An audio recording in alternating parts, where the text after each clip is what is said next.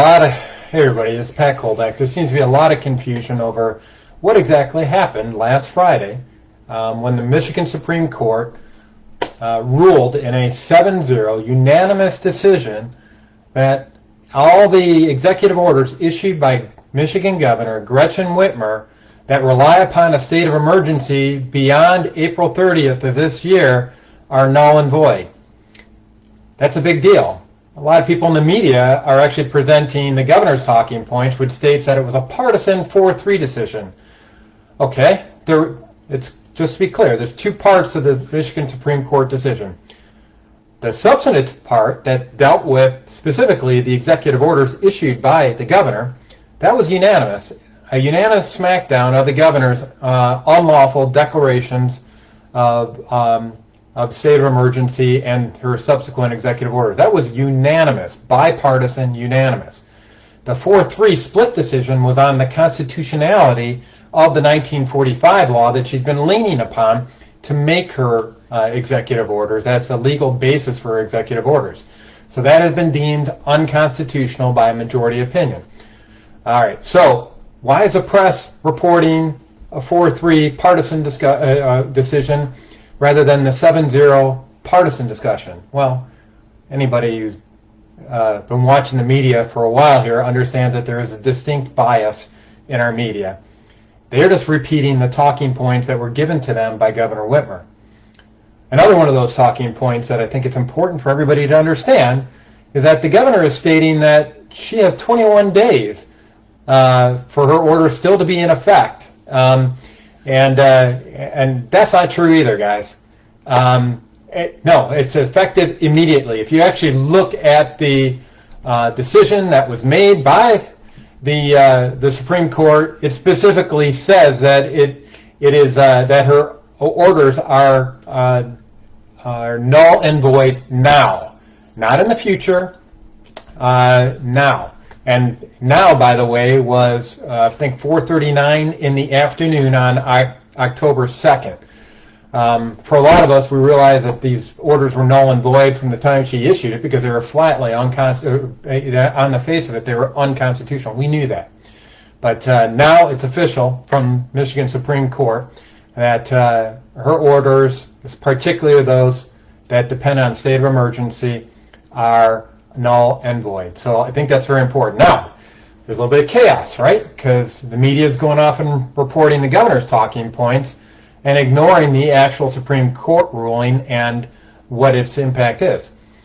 So here's a very simple way of looking at it. Any of those face mask signs you see at businesses or at schools saying you must wear a face mask, it's the law, well, get rid of that it's the law part, because it's not the law. It never has been, but now we have the Supreme Court issuing an opinion to that effect as well.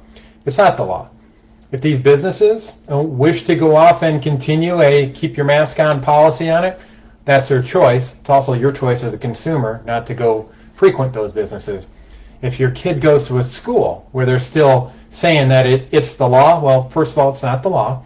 But if they're still requiring them to wear a face mask, well, thank God we live in a state of Michigan where we have school choice. I know it's not easy, and it's not easy to reconsider where you're sending your kid to school, but if their policy is going off and requiring your kid to wear a face mask while they're going to school or engaging in sports, please understand that that does not have the force of law behind it. And every student in the state of Michigan is guaranteed access to a free public education. If they deny that on the basis of some spurious understanding of what the law is, then they need to be held accountable for that, and you as a parent need to hold them accountable. Bottom line is her law, her executive orders are null and void, and everybody needs to understand that. We also need to fight back on that media bias. That media bias, there's no excuse for them reporting this as a partisan decision. It's 7-0 is bipartisan, unanimous decision. 4-3 is the 4-3 decision that they keep talking about. If you took that part of the decision or the court opinion away from the whole opinion that was issued here, you'd still have the fact that her executive orders are null and void. So it's a straw dog argument designed to create chaos and confusion. Her 21-day claim is meant to create chaos and confusion, and which also, by the way, gets us closer and closer to that November 3rd date where she can promulgate this chaos and confusion. And I think that's the end game here regarding the election, is to keep that confusion going through the election, because Michigan is one of those key swing states for that presidential election. And we already know that the governors use COVID-19, along with Secretary of State Jocelyn Benson, as the basis for their mailing to all the voters in Michigan's qualified voter file applications for absentee ballots. I've got people that have just posted up on Facebook. They're highlighting, listen, I've got my 9th ballot application. They're getting additional copies of ballots even in the mail now, and this is getting ridiculous. It's creating a recipe for chaos in this upcoming election. And just please pray for poll workers and poll challengers that we can sort this all out in a timely manner, an accurate manner, and a fair and legal manner. But unfortunately, the governor and Jocelyn Benson seem focused upon creating as much uncertainty and chaos in this election as possible. We can't let them get away with it. And the way we can stop back are the following. So there's a lot of different things we can go off and do to push back. Here are my thoughts on what we can do. And first of all, I want to focus on what the legislature can do. All right, so the Michigan Supreme Court now has ruled that her executive orders are unconstitutional and null and void. So she's going to use the administrative agencies under her authority to go off and try to enforce these rules and promulgate these rules out through agencies. Our legislators need to be aware of Article 4, Section 37 of the Michigan Constitution, which gives them the authority that anytime the governor goes off and issues a rule like this through an administrative agency, the legislature, with a concurrent resolution to that effect, can essentially suspend the implementation of that rule to the end of the legislative session, which in this context means till the end of December of this year. But they can redo this next year and implement it or suspend it for next year as well. So I want to make sure everybody understands that the legislature is not powerless. They don't need the governor to approve a concurrent resolution. And we have 58 senators or 58 representatives in the Michigan House, and we also have a 4-seat majority in the Michigan Senate.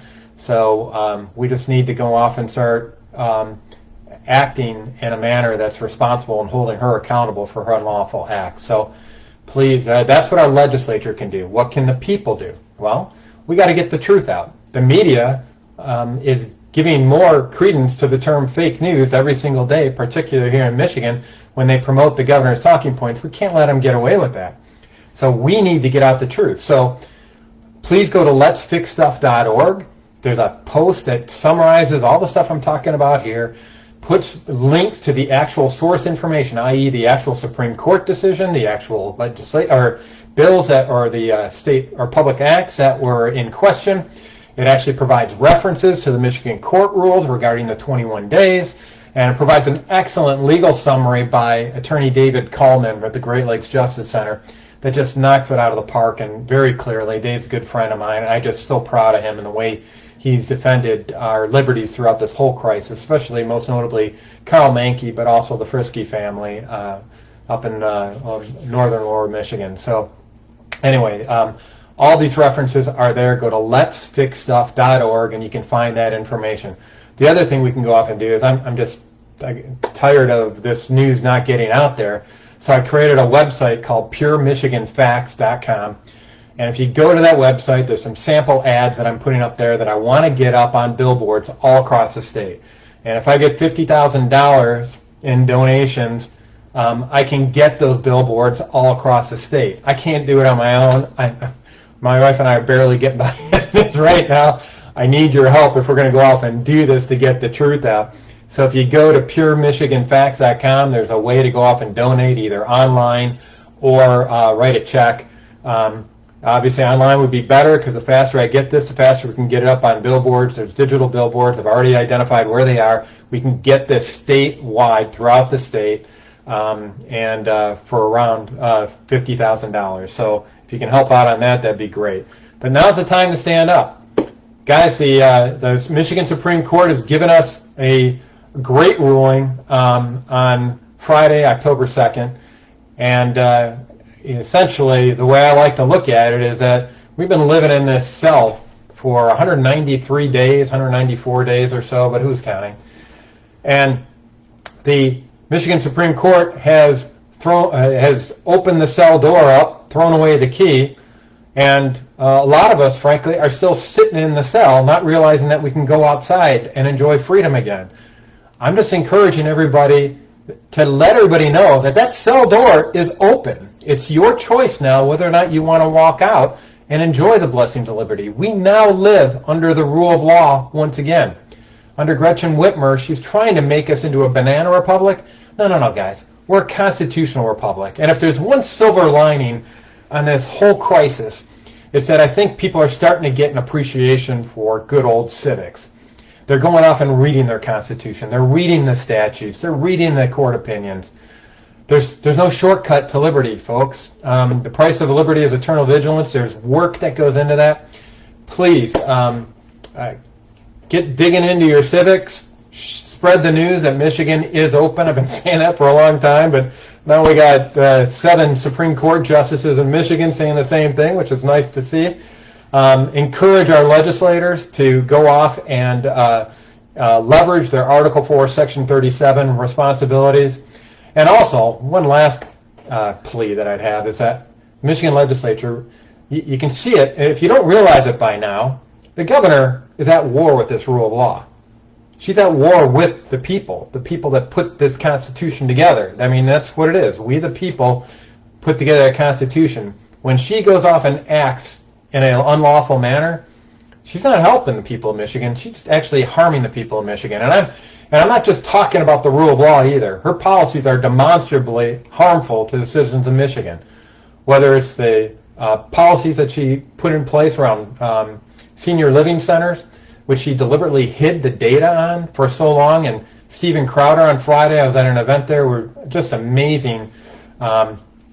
The information that he shared about the way she's been hiding the data here in the state of Michigan. We've all heard that 34% of the over 6,900 deaths in Michigan were in nursing homes. Well, she left out of that data is, I don't know if you know this, but all senior centers are not addressed in those numbers.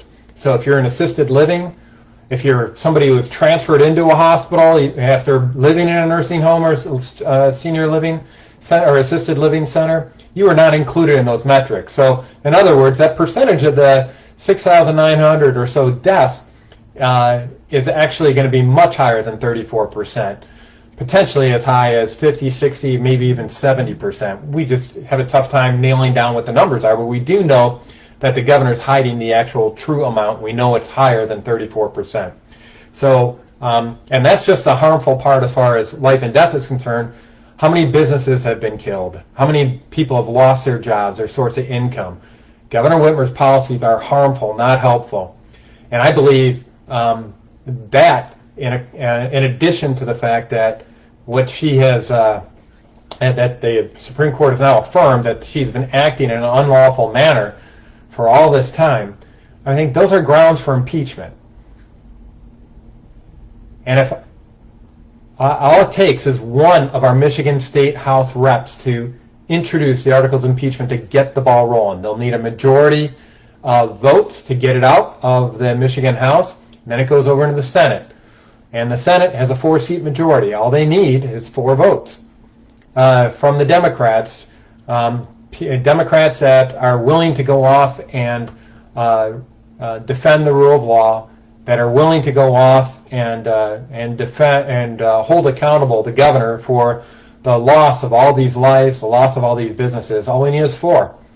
And my contention is, once we introduce those articles of impeachment into the House or into the Senate, and we start having a debate, which has been hidden by the media, all the facts of this case, all the concerns people have had, like myself, they've been hidden from the media for too long. You can see it most recently in the governor's reaction to the Michigan Supreme Court ruling. Once the facts get out, I think we can get Ford principled Democrats to go off and join the Republicans and convict the governor and remove her from office. I believe that the impeachment itself is going to be bipartisan because, I mean, Representative Karen Whitsett was ruthlessly attacked by Governor Whitmer for having the audacity of thanking President Trump for letting her know about hydroxychloroquine, which she credits for saving her life when she had COVID-19. So I think the House impeachment would be bipartisan. The issue is in the Senate, and you know what? The key is to get the ball rolling, get the truth out there. I know a lot of these legislators are worried about poll numbers for the governor, and we're going into election season. You know what? The only reason Governor Whitmer has any poll numbers that might be worth talking about in her favor is because she's been getting a pass on what the facts of the situation are. We need to get the truth out there, and one way to do that is actually through the impeachment process. The other way is through this PureMichiganFacts.com site that I set up. Check that out. But there's a lot we can do. First and foremost, though, we need to spread the truth to as many people as possible. Get the word out. Share the letsfixstuff.org site, and I want to thank everybody who worked on the Unlock Michigan petition drive. I was one of the circulators that pulled in quite a few signatures into that effort. It was not for naught, and don't underestimate the influence of 539,000 signatures out of a citizenry of 10 million Michigan residents, sending a shot across the bow saying we've had it with these policies. We need to unlock our state. So thank you for everybody who did that. Thank you for listening to this message. Just remember, here's some of the key things we can do. Legislators, they can go off and enforce Article 4, Section 37 of the Michigan Constitution, and they can also start the impeachment proceedings against Governor Whitmer. As far as everyday citizens, just share the information that we're talking about here with everybody that they know. Michigan is open. It was a unanimous decision. There is no 21-day wait. Share that information with everybody. And then also, if you want to find a tangible way of going off and helping me share that information by getting on a billboard campaign, please go to PureMichiganFacts.com and get that information. Also, if you always want to find the latest data that the media is not talking about, that it's important because it impacts your lives in a very meaningful way, please go to letsfixstuff.org. I'm pushing out the news stories that actually matter. They're not the talking points coming from Republicans or Democrats. It's the actual data. So if you look at this post on this particular topic around the Supreme Court ruling, everything in there is a link to the actual data. Anyway, I hope this helps. I just thought it was important to clear this up. A lot of people have kids in school, and they're going around to businesses. Bottom line is, anything that requires you to wear a face mask on it, they can't say it's because of the rule of law anymore. All right, signing off. God bless everybody. Knock 'em alive, and thank God we now once again live under the rule of law in the state of Michigan.